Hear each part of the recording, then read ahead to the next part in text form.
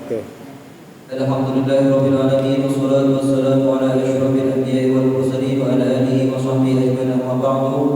Qala rabbi shrah li sadri wa yassir li amri wahlul 'uqdatam min lisani yafqahu qawli wa saddid lisani bi jahil nabi wa sahbihi wal alihi wa ala syekhul musannif rahimahullah ta'ala wa nafa'ana bihi wa bi ulumihi fid dharain amin.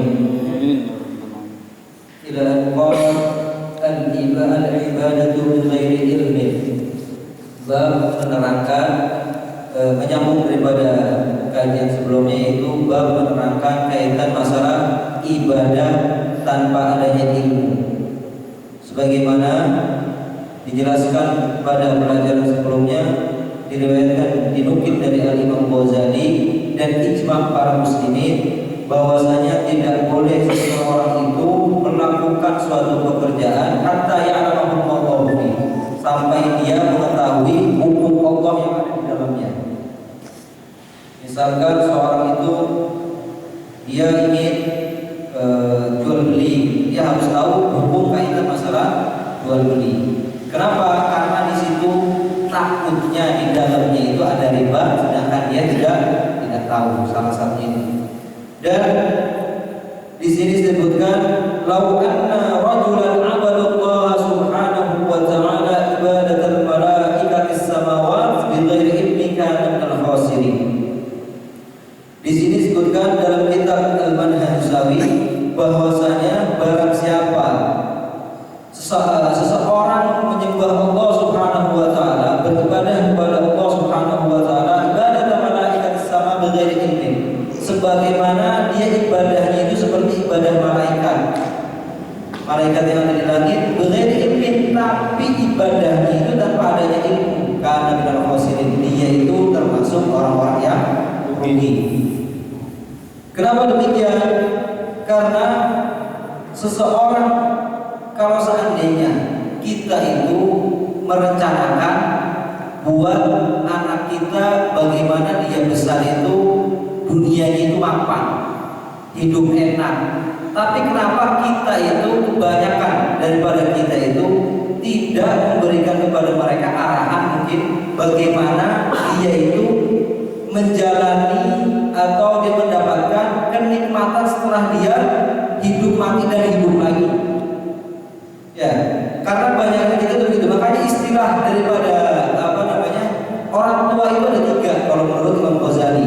Yang pertama itu orang tua yang melahirkanmu, dan yang kedua orang tua yang mengajarkanmu kaitan masalah ilmu agama dan ilmu yang lainnya. Dan yang ketiga adalah orang tua yang menikahkan anaknya kepadamu. Itu tiga. Dan di antara tiga itu yang lebih afdol adalah orang tua yang mengajarkan tentang kaitan masalah ilmu akhirat. Karena diibaratkan kita itu hidup di dunia ini sebagai Imam Al-Habib Abdullah bin Abdul Haddad Shahibur Ratib, beliau berkata, wa ma hadhihi dunya illa kaqariqi ilal waqt. Dunia ini, kita hidup di dunia ini seperti ibarat kita jalan menuju tempat tinggal kita. Ya, kita dikasih waktu sama Allah Subhanahu wa taala itu dalam satu hari 24 jam. Dalam 24 jam belum dipotong dengan tidur, istirahat, santai. Ya.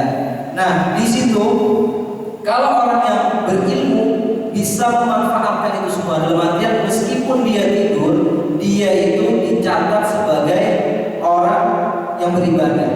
Karena sebelum dia tidur, dia itu mungkin niat agar subuhnya itu bangun, malamnya juga bisa sholat witir gitu.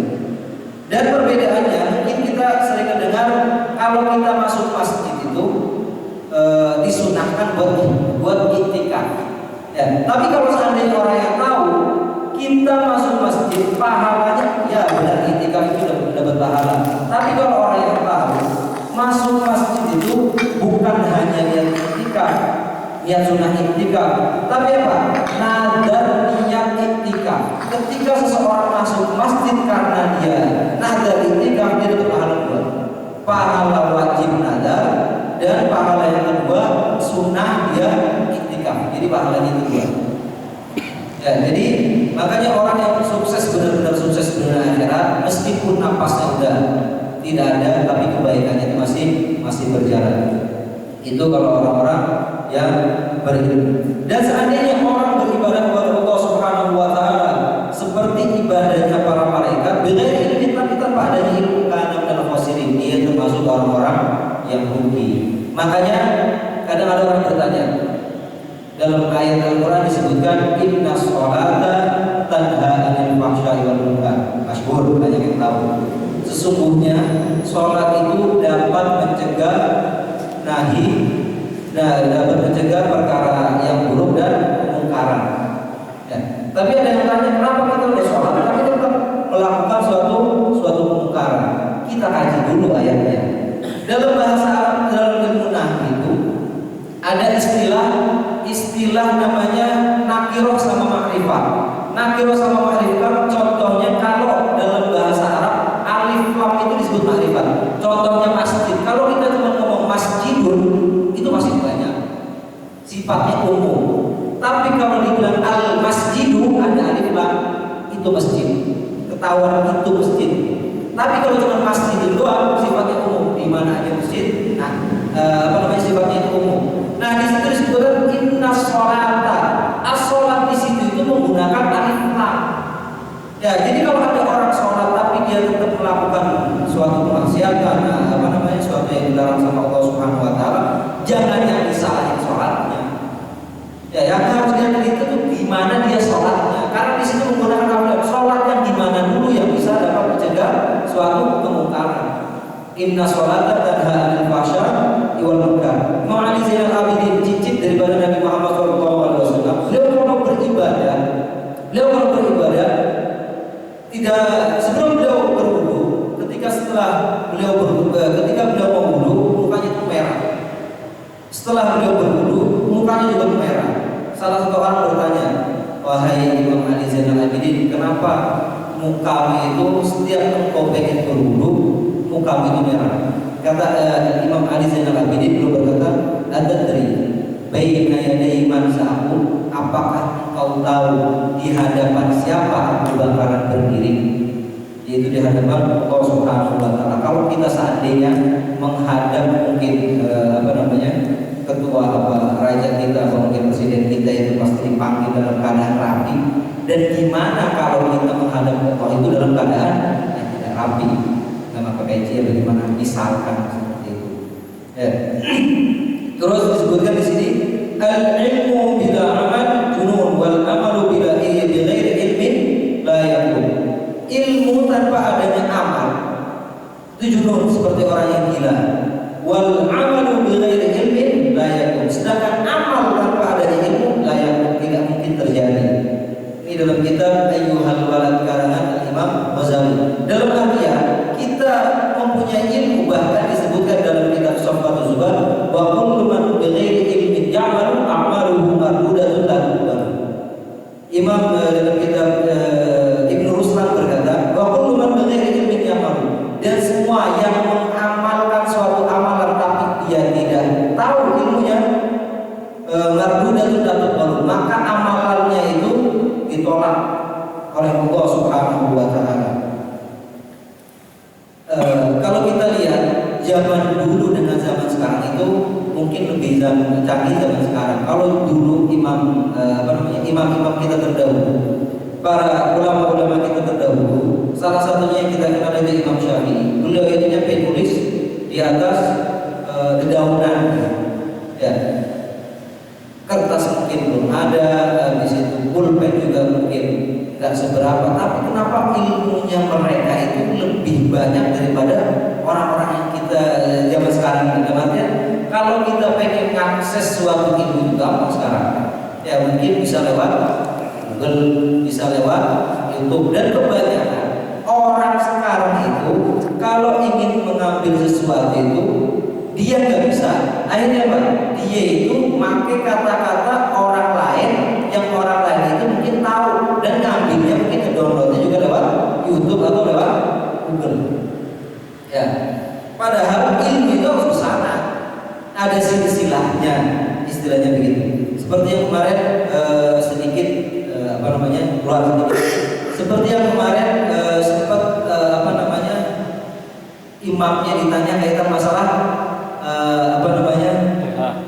Fatihah.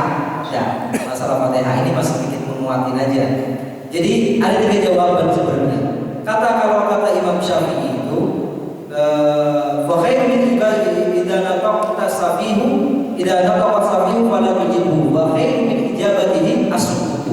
Kalau seandainya orang tidak tahu itu berbicara, wa khairu min ijabatihi as-sukutu, lebih baik jawabannya itu diam, nggak usah dijawab sebenarnya. Ya, kalau orang tidak tahu itu berbicara, jawabannya itu diam. Dan agar kita sedikit menguatkan, jawaban yang ketiga. Yang pertama, kalau seandainya dia mungkin benar-benar adu argumen gitu ya. Dalam Al-Imam As-Suyuti mengarang tafsir Al-Jalalain, yang kita kenal tafsir Jalalain. Tafsir Jalalain itu yang arang dua imam, dan dua-duanya namanya Jalaluddin. Yang pertama Jalaluddin As-Suyuti, yang kedua Jalaluddin Al-Mahalli. Dan dari dua itu Jalaluddin As-Suyuti murid daripada Jalaluddin Al-Mahalli. Jadi gurunya Jalaluddin Al-Mahalli, beliau ketika mengarang kitab tafsir Jalalain, yang beliau karang itu dari 15 juz sampai 30 juz. Beliau wafat diterusin sama muridnya yang bernama Jalaluddin As-Suyuti dari juz awal sampai juz 15. Di situ salah satu karangan beliau juga yang mungkin masyhur bagi orang-orang pesantren itu al-asbah wa nadhair, kaitan masalah usul fikih. Mungkin dari kita itu banyak yang tahu kaitan masalah hadis, arti hadis, dan juga kaitan masalah arti Al-Quran mungkin. Tapi gak semua dari kita itu yang bisa dipahami kaitan masalah usul fikih, ilmu mustalah hadis. Nah, musyarah mungkin bisa. Ya, ada juga istilah namanya ulumul Quran. Kalau kita tahu ulumul Quran, mungkin yang kita tahu itu tajwid. Tapi nggak sebenarnya ulumul Quran itu ilmu kaitan masalah Al-Quran. Di dalam ulumul Quran itu disebutkan apa? Kaitan masalah contohnya nasih mansukh. Ayat ada yang dihapus dan ayat ada juga yang menghapus. Dalam arti ayat itu nggak ada. Hukumnya masih ada, ayatnya nggak ada. Ya, jadi ayatnya nggak ada. Contohnya itu az-zani waz-zaniyatu fajliduhuma battah. Itu di Al-Quran nggak ada. Tapi itu ayat pernah turun dan hukumnya itu masih ada. Seandainya ada seseorang laki-laki itu berzina, artinya ya sama nenek-nenek itu berzina, tetap mereka juga harus kena kisos. Ayatnya udah nggak ada, tapi hukumnya itu masih ada. Makanya kalau kita bandingkan ilmu kita dengan orang-orang terdahulu, apalagi dengan ilmunya Nabi Muhammad, kita nggak ada apa-apanya. Kembali lagi kepada jawabannya. Yang pertama adalah Imam Suyuti. Beliau punya kitab namanya Natijatul Fikri fi Dzikri bil Jahri. Natijatul Fikri di situ kaitan masalah zikir-zikir jahar. Ya, zikir-zikir jahar itu semuanya itu hadisnya itu masalah zikir-zikir jahar. Jadi kalau seandainya kemarin kita juga siap-siap itu. Kalau seandainya ditambahin lagi, dengan kita tambahin lagi maksudnya begitu. Mereka nanya secara ilmiah, kita jawab secara ilmiah juga. Imam Suyuti itu pernah berkata apa? Hafidtu mi'ataini hadisan. Aku menghafal 200.000 hadis. Fakin wajadtu min dzalika hafidtuha. Kalau seandainya aku lebih tahu lebih daripada itu hafidtuha, maka bakalan aku hafal, kata Imam Suyuti. Dan beliau itu salah satu mengarang kitab Natijatul Fikri kaitan masalah zikir-zikir jahar. Itu kalau kita pengen menjawabnya secara ilmiah, kita kasih aja download kitabnya, kasih PDF-nya, silahkan baca. Itu kaitan masalah ilmiah. Ada juga yang kaitan masalah mungkin logika gitu. Kalau seandainya zikir jahar itu tidak boleh, gitu misalnya. Kayak seandainya zikir jahar itu tidak boleh dan tidak ada di zamannya Nabi Muhammad, bagaimana Nabi Muhammad itu mengajarkan kepada para sahabat? Bagaimana sahabat bisa mendengarkan apa yang dibaca sama Nabi Muhammad SAW? Gak mungkin lah. Ya, itu secara logika. Dan logika yang terakhir itu, kalau kita guyonan gitu ya, kalau seandainya zikir jahar itu ditolak, Berarti apa? Balik lagi dong ke kita. Harusnya seperti itu. Ya, kalau kita ngasih sesuatu kan harusnya itu kan istilahnya itu hadiah. Hadiah kepada mayit apa mungkin guru-guru kita hadiah. Terus ada juga kenapa sih kita itu masih baca Fatihah buat Nabi Muhammad? Padahal Nabi Muhammad itu pahalanya mungkin udah banyak luar biasa. Kenapa kita masih baca Fatihah buat beliau? Ya, jangankan baca Fatihah, jangankan baca Fatihah. Setelah azan kita itu disunahkan baca Allahumma Rabb hadhihi da'wah wa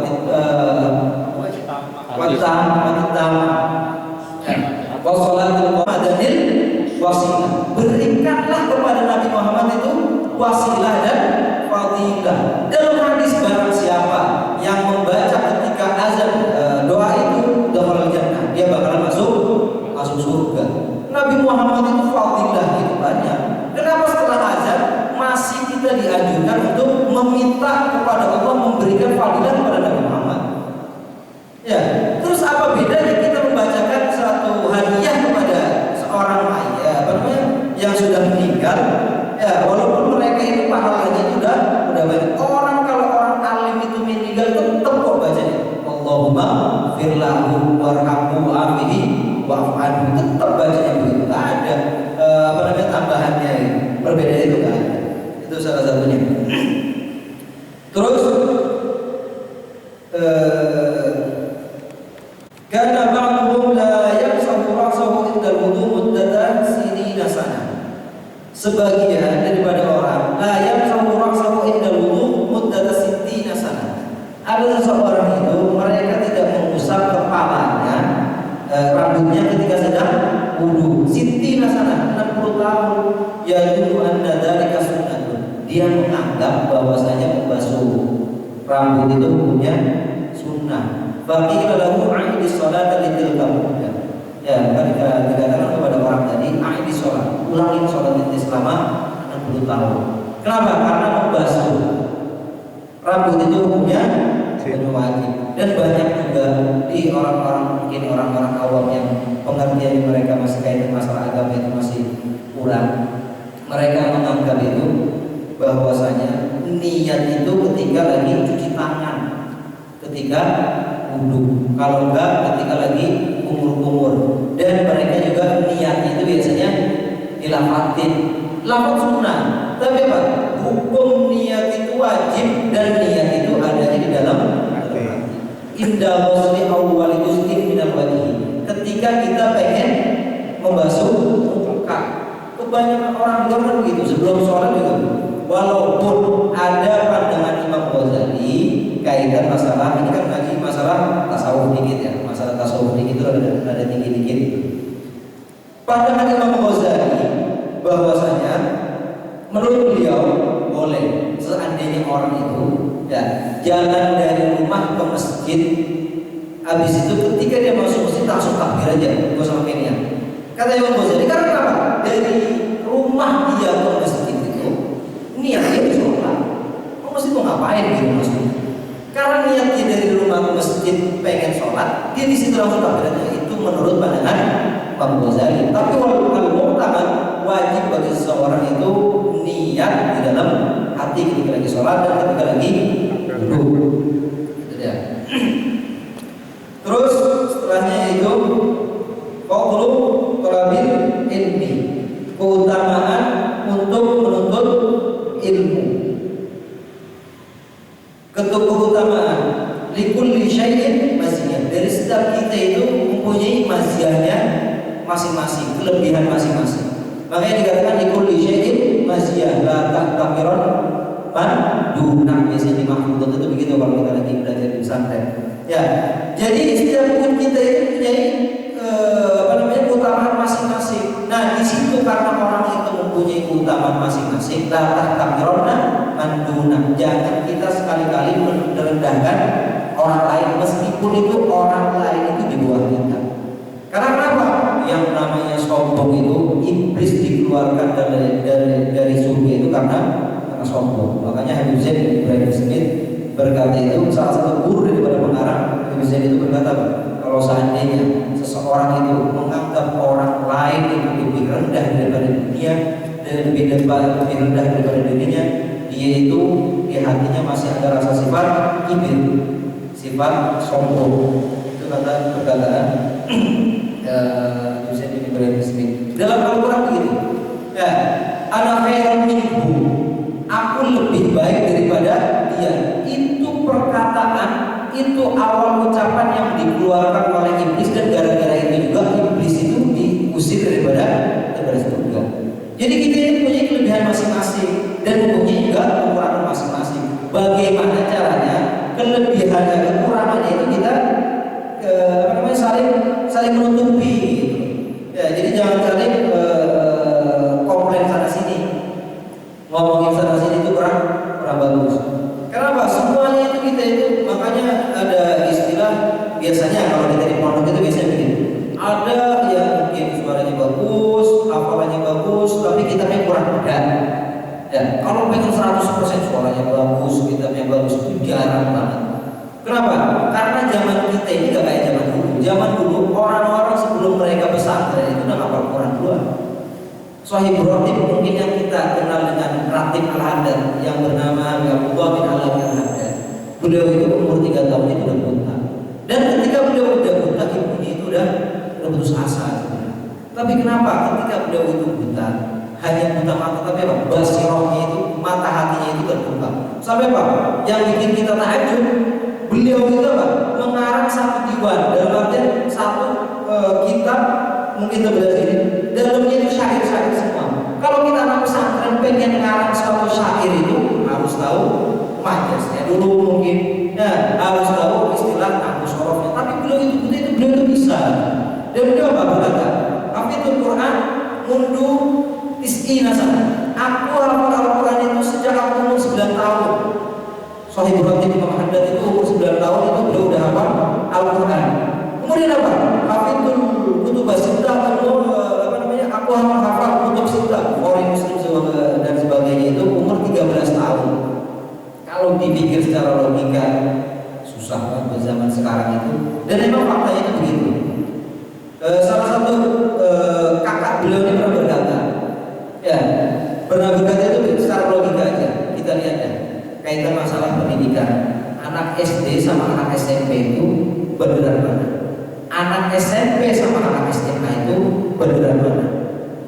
Ya, harusnya ya semakin seseorang itu pendidikannya semakin tinggi, adabnya semakin bagus juga, harusnya seperti itu. Tapi kenapa anak SD sama anak SMP adabnya lebih, mungkin anak SD dan juga anak SMP sama anak SMA lebih beneran anak SMA? Kenapa? Ada apa di situ? Ya, padahal apa? Manisda ilman walam yazdad hudan lam yazdad minallahi illa hudan. Kalau seseorang itu bertambah ilmunya, tapi dia tidak bertambah kedekatannya kepada Allah Subhanahu wa taala, bukan dia tambah dekat, tapi dia tambah jauh. Fadlu talabul ilmi, kayak keutamaan orang menuntut ilmu.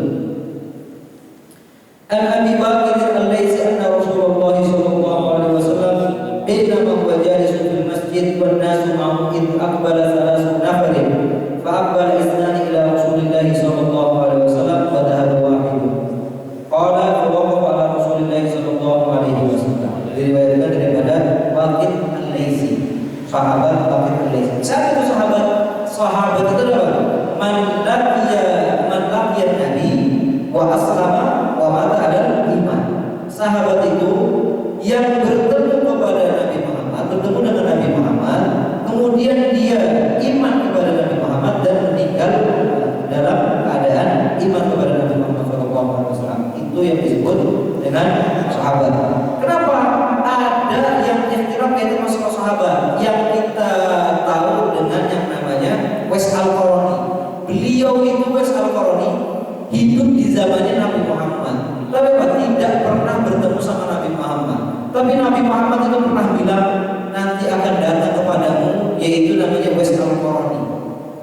Ya, kalau kalian berjumpa wahai Umar sama Ali, kau meminta doa kepada dia. Kenapa? Karena doa dia tidak ada penghalang dalam artian diijabah sama Allah Subhanahu wa taala. Dan saking zuhudnya Wais Al-Qarani itu, beliau kalau beliau makan, makannya itu nunggu orang buang sampah biasanya. Beliau makan itu daripada bekas-bekas semangka yang masih ada atasnya yang putih-putihnya itu. Ya, diambil sama dia, dicuci baru dimakan. Ketika beliau pergi ke tong sampah, ada ada anjing itu lagi buang-buang.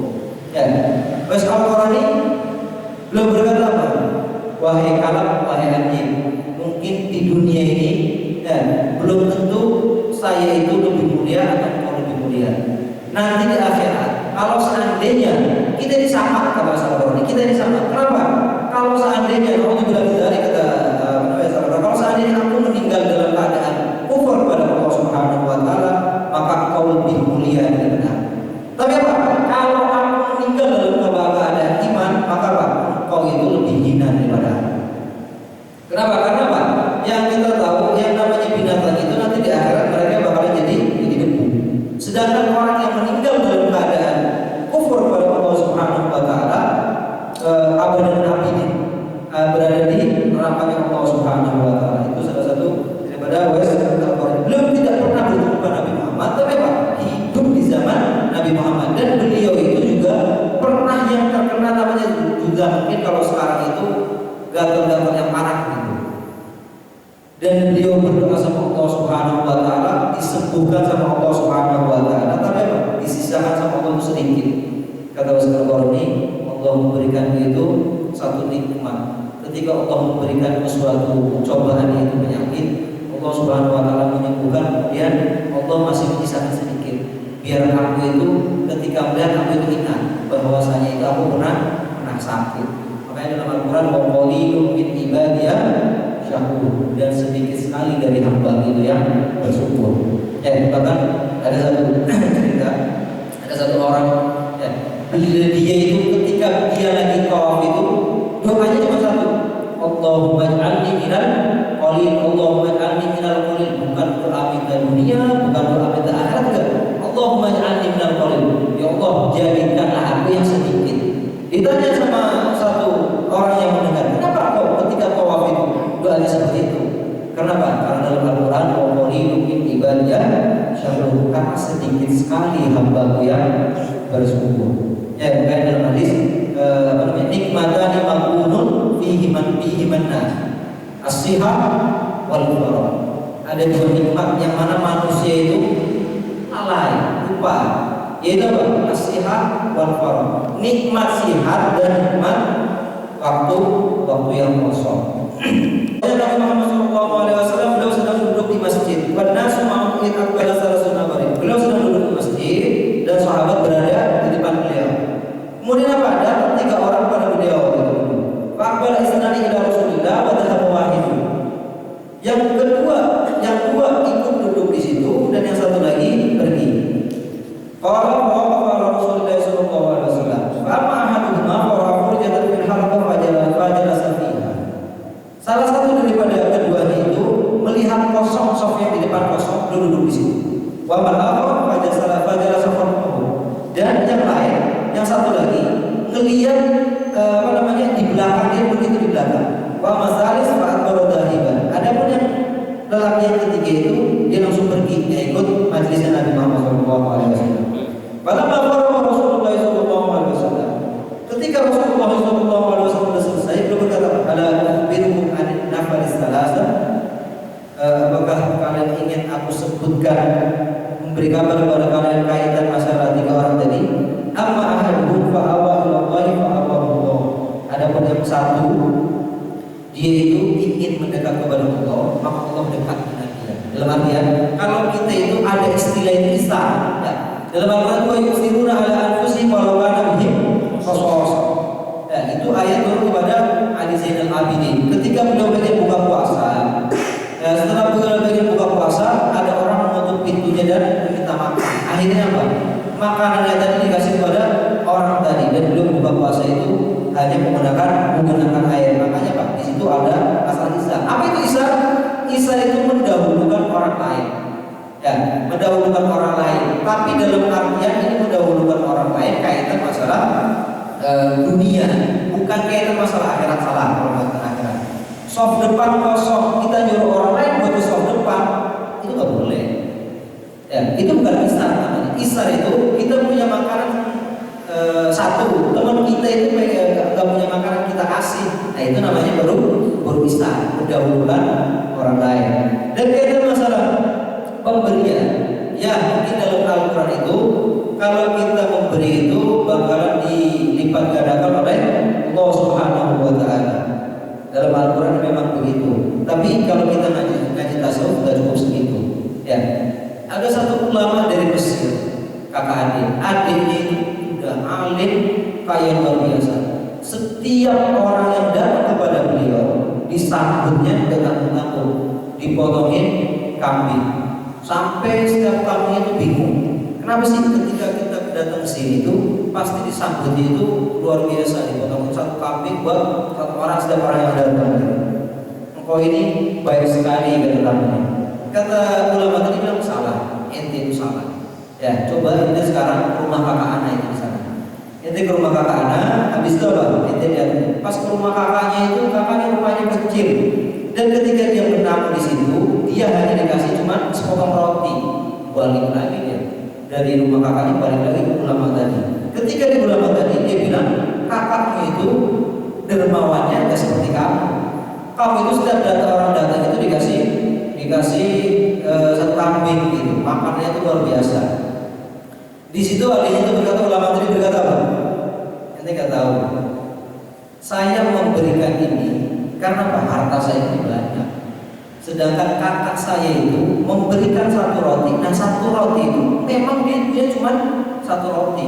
Jadi kalau kita punya duit hanya mungkin kita punya duit itu 100 ribu, kita infakin itu 50 ribu, jangan dikaliin cuma 50 ribu kali 10 gitu pahalanya bukan. Tapi apa? Kita punya duit 100 ribu, diinfakin 50 ribu, berarti apa? 50% harta kita itu yang keluar. Pahalanya itu luar biasa. Jadi jangan cuma tidak dari nominal. Ya. Orang duitnya mungkin miliaran, tapi kalau dia infaknya cuma 1 juta, bagi dia nggak ada apa-apanya. Ya. Lihat dari di sini. Nah, terus lanjut lagi. Ketika orang itu pengen mendekat kepada Allah, Allah itu datang. Makanya kata dalam hadis qudsi, ana ma'akum kasratul qulubi min ibadi. Aku itu kata Allah Subhanahu wa Ta'ala bersama orang-orang yang hatinya terenyuh karena aku. Makanya biasanya kalau orang udah mendesak, nggak ada pertolongan kanan kiri tetangganya, apa dia berdoa sama Allah itu mustajab. Karena dalam kitab Tadbirul Ghafilin itu sendiri diceritakan salah satu yang gak bakalan ditolak sama Allah Subhanahu wa Ta'ala pada seseorang itu apa? Yakin. Kalau orang itu udah yakin, Allah itu gak bakalan nolak. Kalau dalam kitab Tadbirul Ghafilin, dan salah satunya yaitu doa orang tua kepada anaknya. Wa aman fastahya min Allah fastahya Allah min. Adapun yang lain kata Nabi Muhammad, laki-laki yang kedua dia malu sama Allah. Maka apa? Fastahya Allah min, maka Allah juga malu sama dia. Simpel aja hidup itu sebenarnya. Wa aman fa'aradu anillah fa'aradu. Adapun yang satu lagi yang terakhir, dia berpaling sama Allah, ya udah Allah berpaling sama dia. Makanya ana inda dhanni abdi bi, aku itu bersama prasangka hamba kepada Allah Subhanahu wa Ta'ala. Kalau prasangka kalian itu baik, maka aku bakal baik kepada kalian. Kalau prasangka kalian buruk pada, ya udah, yaitu yang kalian bakalan dapatkan. Terus Nabi asyaddu farahan bi rajulin yahfadhu zubat masalan min rajulin yahfadul maulid. Nabi Muhammad itu lebih senang kepada seseorang yang menghafal kitab Zubat. Kitab Zubat itu kitab Sofatul Zubat 1080 bait kaitan masalah hukum fikih. Jadi hukum fikih itu biasanya kalau kita belajar di kitab kan biasa. Tapi kalau kitab Zubat itu syakir-syakir, tapi di dalamnya itu fikih. Kayak mungkin nahunya itu alfiyah gitu. Nahu dijadiin syikir, dinazomin, kemudian dihafalin. Tapi ini kitab fikih dijadiin syair. Itu Sofatul Zubat Ibnu Ruslan. Makanya Nabi itu lebih suka orang itu menghafal Zubat. Artinya dia tahu masalah hukum fikih daripada dia hafal hafalan maulid. Dan kadang dari kita juga ngomong masalah maulid, fungsi daripada maulid itu apa? Kenapa? Kebanyakan sekarang itu ya di luar itu mereka datang maulid itu karena pengen datang sama mungkin sama pacarnya bagaimana gitu. Nah itu kadang yang bikin ulama kita terdahulu itu udah membentengi kita ini boleh mengadakan maulid. Tapi apa? Zaman sekarang yang akan datang, yang sekarang yang kita alami itu mereka datang ke maulid itu malah merusak maulid itu sendiri sebenarnya. Ya. Makanya dalam maulid itu apa? Salah satu daripada ulama Habib Abu Bakar itu beliau berkata apa? Pada orang yang nggak suka maulid, kalau dia tidak suka maulid, oke, apa? Kita itu baca kitab sirah aja. Kenapa? Karena dalam kitab maulid itu sendiri dia diceritainnya sirahnya Nabi Muhammad. Emang di dalamnya itu apa? Kalau dia nggak mau berdiri, maulidnya udah kita nggak usah berdiri. Ngapain kita berdiri? Orang di dalam maulid di sini cuma sirah perjalanannya Nabi Muhammad doang. Di situ. Ya kata Abu Bakar itu di situ. Dan maulid ziarah kubur, kadang yang salah kaprah emang orang-orang kita juga. Makanya Syekh Hasyim Asy'ari itu beliau punya kitab Tanbihatul Wajibat Liman Shalah Al-Maulid bil Munkar. Peringatan-peringatan buat orang yang mengadakan maulid dengan suatu kemungkaran. Dalam arti apa? Ngumpul maulid tapi di dalamnya itu ikhtilaf bainar rijal wan nisa, berkumpul bercampur antara perempuan dan laki-laki. Dia pengen ngasih nasihat tapi apa? Di depan dia udah kemungkaran. Ya, dia pengen ceramah di depan dia itu udah kemungkaran itu sendiri. Itu yang biasa merusak maulid. Terus ada lagi apa? Dalam isi maulid itu sendiri kan sirah Nabi Muhammad. Banyak dari kita juga kalau membaca maulid itu cuma awal dan sebelum mahal yang sirahnya itu di mana? Kalau di awal itu cuma pembukaan kayak kita alhamdulillah aja udah. Ya, dan akhir itu cuma sebelum Nabi Muhammad itu dilahirkan. Dan itu sirahnya itu di mana? Sedangkan fungsi maulid itu sendiri kita membaca, kita mendengar sejarahnya Nabi Muhammad SAW.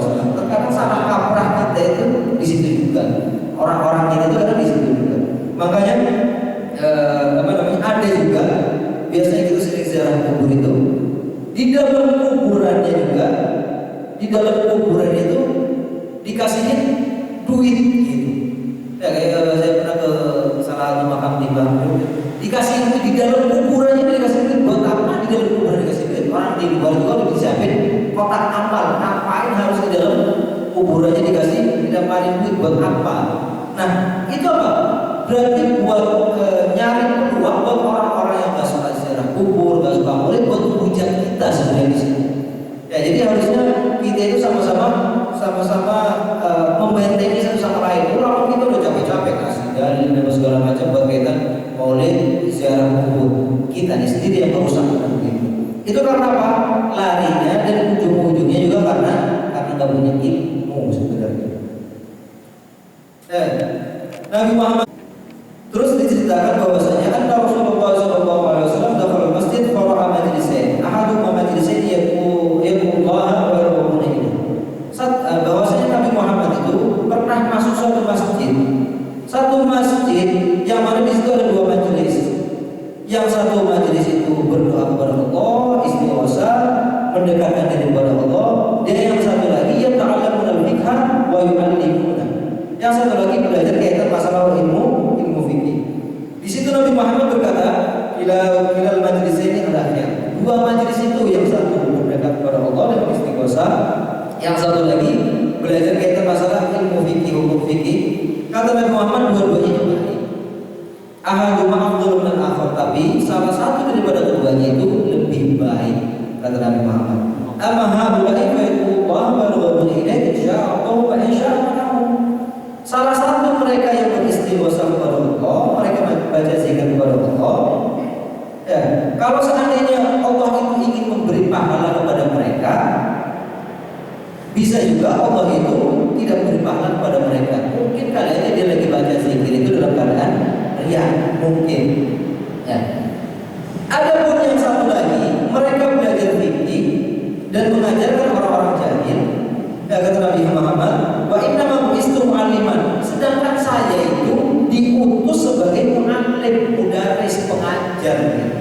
Ya, wa haula'i afdal, dan mereka itu yang belajar fikih itu lebih afdal daripada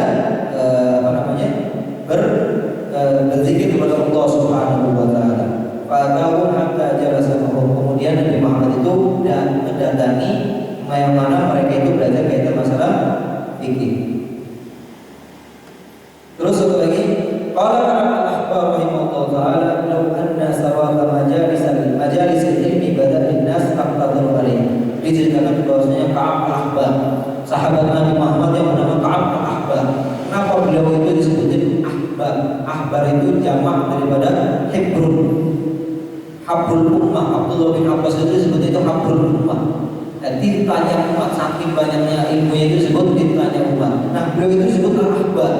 Ka'ab al-Ahbar, sahabat Nabi Muhammad yang Ka'ab itu gelarnya al-ahbar. Kenapa? Karena saking alimnya beliau kaitan masalah hukum Injil sebenarnya. Jadi bapaknya dia itu salah satu rohib, pendeta.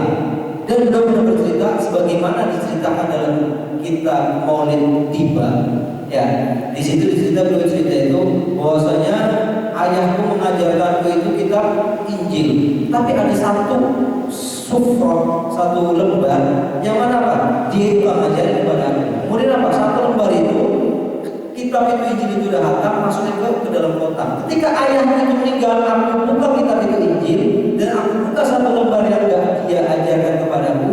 Ternyata di dalamnya itu ada sifat-sifat umatnya Nabi Muhammad SAW dan sifatnya Nabi Muhammad. Ya, ulida di Makkah wa hijratuhu bil Madinah Rasulullah Bisyam, kalau dalam kitab Maulid At-Tibai. Enggak diajarin sama apa namanya? Makanya biasanya dalam kitab Maulid itu wakana ismu Ahmad wa fil Qur'ani Muhammad. Nabi Muhammad itu di Injil itu namanya Ahmad, tapi di Al-Qur'an itu namanya Muhammad. Ya, kita sebut di Al-Qur'an pasti nama Muhammad. Gak ada nama Ahmad, padahal nama Nabi Muhammad itu banyak. Ya, Mahmud, terus apa lagi? Al-Baqis. Banyak nama-nama kaitan Nabi Muhammad SAW. Tapi apa? Nabi Muhammad di Al-Qur'an itu namanya Muhammad. Wa Muhammadun illa rasul. Di wafil Injili Ahmad, dan Injili dalam kitab Injil itu Ahmad. Nah, kata Muhammad SAW yang alim kaitan masalah Injil. Beliau berkata apa? Lau anna sawaba majalisan ilmi badalin nas laqtadaru alaihi hatta yatruka kullu dhi imaratahu wa kullu dhi suqin suqahu. Kalau seandainya, kata al-Ahbar, pahala majelis ilmu itu badalin nas nampak buat manusia, laqtadaru alaihi, maka mereka bakalan saling bunuh-bunuhan. Karena pahalanya itu kelihatan, jadi kita biasa-biasa aja. Sama apa? Sama seperti hatta yaqulu alladhi imarati, sampai dia itu meninggalkan pemerintahan, pemerintahnya dia. Jadi orang-orang pemerintahan meninggalkan pemerintahannya dia. Dan apa? Wa kullu disukin sukahu, orang yang suka kerja di pasar, yang namanya bisnis di pasar itu tinggalin sama dia untuk menuntut ilmu. Kalau seandainya pahala menuntut ilmu itu kelihatan. Ya, sebagaimana pernah diceritakan juga salah satu dalil alam bahwa itu kan sahabi yang tadiluna ala wudu'i Rasulullah sallallahu alaihi wasallam. Ya, jadi kalau kita tahu kan wudu itu buat wudu. Ada juga pakai domah, pakai domah wudu. Ada juga waduk. Kalau waduk itu air yang buat wudu itu namanya waduk. Ya, jadi sahabat itu mereka hampir bunuh-bunuhan gara-gara apa? Waduk Rasulullah, bekas air wudunya Nabi Muhammad SAW. Kalau bukan mereka meminta berkah daripada Nabi Muhammad, terus apa? Jadi sebelum air itu menetes ke tanah, sahabat itu sudah saling berebut untuk mendapatkan bekas air wudu Nabi Muhammad SAW. Dan Nabi SAW, man kharaja fi talabil ilmi fa huwa fi sabilillah hatta yarji. Barang siapa, Nabi Muhammad bersabda bahwasanya yang keluar untuk menuntut ilmu fa huwa fi sabilillah, dan dia itu di jalan Allah Subhanahu wa taala hatta yarji. Dia itu seperti jihad. Makanya biasanya di Basnas itu fi sabilillah itu di sekarang jihad kan udah enggak ada gitu ya. Nah, fisabilillah, ashab fisabilillah dalam zakat itu dikasih buat orang-orang mudaris yang mengajar di pondok pesantren misalnya gitu. Jadi orang yang menuntut ilmu itu seakan-akan dia dalam jalan Allah, yaitu jihad di jalan Allah Subhanahu wa taala. Dan sebagai penutup, kaitan masalah yang sering dan lagi ramai, ada orang yang ngomong 6 orang FPI mati syahid. Ada yang bilang syahidnya itu di mana? Ya, kan bukan perang, syahidnya itu di mana? Ya, syahidnya itu di mana? Kalau dalam kitab Takmiratus Sadidah, sahih beliau ini teman beliau itu berkata, kitab fikih syahid itu terbagi menjadi 3. Ada syahid dunia dan akhirat, ada syahid akhirat, ada syahid dunia. Yang pertama syahid dunia akhirat, dia yang berperang di jalan Allah, niatnya untuk mendirikan agama Allah, kemudian dia gugur, itu disebut syahid dunia akhirat. Dan hukum mengubur orang yang syahid udah gak usah dikait kafan, langsung aja dikubur, bekas darahnya langsung dikubur. Kenapa? Karena bekasnya itu bakalan jadi saksi nanti dia di hadapan Allah Subhanahu wa taala. Ada yang kedua itu syahid dunia. Syahid dunia itu dia perang di jalan Allah, tapi niatnya dia itu bukan mendirikan agama Allah, tapi niatnya itu biasanya ada yang namanya ghanimah, harta rampasan perang. Dia niatnya itu buat dapat harta, kemudian dia kubur di situ, mengubur orang yang syahid akhirat ini tetap dikuburkan dalam keadaan gak usah pakai kain kafan, langsung dikuburin. Itu syahid dunia. Tapi pahala syahid di akhirat dia tidak dapat, karena niatnya perang itu bukan perang buat mendirikan menegakkan agama Allah Subhanahu wa taala. Dan yang terakhir syahid akhirat. Siapa itu syahid akhirat? Dalam kitab Takmiratus disebutkan syahid akhirat itu salah satunya mereka yang mautul fuji'ah. Mautul fuji'ah itu meninggal secara mendadak. Kalau di situ disebutin kalmoring seperti orang yang tenggelam. Ya, itu termasuk orang yang syahid di akhirat. Maksudnya apa syahid akhirat? Orang yang tenggelam gitu misalnya, dihukumi seperti orang, cara mengkafani seperti orang kita mengkafani orang biasa aja. Tapi apa? Dia itu pahalanya nanti di akhirat seperti orang mati syahid, maksudnya itu begitu. Salah satunya itu maudul fuji'ah. Dan kalau kita kiasi, ya di sini ngomong gitu, syahid kita kiasi. Ya, maudul fuji'ah itu kan mau secara mendadak itu nggak tahu. Beda kalau orang yang sakit duluan. Makanya kaitan masalah syahid itu, mereka bilang mati syahid mungkin karena mereka itu matinya secara fuji'ah, mendadak. Dia nggak tahu, tiba-tiba ditembak terus mati. Makanya, tapi tetap kan dikafani, disolati seperti biasanya. Gitu. Orang zina itu hukumnya orang yang berzina, tapi dia itu belum nikah, hukumnya itu jilid. Dijilid itu dicambuk namanya. Tapi kalau orang itu udah nikah, kemudian itu dia zina, maka hukumnya itu dirojam. Dirojam itu dimasukkan ke dalam lubang, ditutup, kemudian dilempar pakai batu, dirojam. Ya, kalau itu ayatnya masih ada, tapi yang nggak ada itu az-zani, asy-syaikhatu, bukan az-zani, asy-syaikhatu wasy-syaikhu, asy-syaikhu wasy-syaikhatu idza zaniya fajriduhumal battah. Asy-syaikhu itu nggak ada di Al-Qur'an. Iya, makanya indahnya Al-Qur'an itu di situ ya. Indahnya Al-Qur'an salah satunya itu apa? Kalau kita ngaji benar-benar detail Al-Qur'an, tahu